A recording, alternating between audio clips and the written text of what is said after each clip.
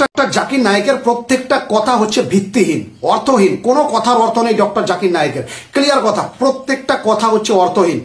বলছে ডক্টর জাকির নায়েকের প্রতিটা কথা অর্থহীন, কোনো অর্থই নাই। আরে ভাই, নিজের ধর্মগ্রন্থ কোনদিন পড়েছিস?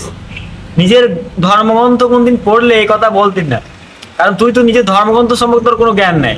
এই কথা তো বলবি, নিজের ধর্মগ্রন্থ পড়তে হবে তো, তারপর বলবি যে অর্থ আছে কি নাই। এই দেখ, এই হিন্দু ভাই কি বলছে। আমি আলামিন, আগে ছিলাম অজয় রায়। এই ডাক্তার জাকির নায়েকের বক্তব্য শুনে কিন্তু আমি ইসলাম এসেছি এবং আমার ফ্যামিলি মেম্বার, আমার ওয়াইফ, আমার বড় ভাই সহ সবাই এই ডাক্তার জাকির নায়েকের সিলসিলা ধরেই কিন্তু ইসলামে এসেছে, আলহামদুলিল্লাহ।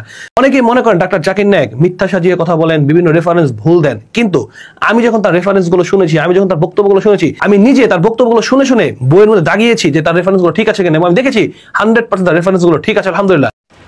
দেখলি তো যে ডক্টর জাকির নায়েকের কথার অর্থ আছে কি নাই।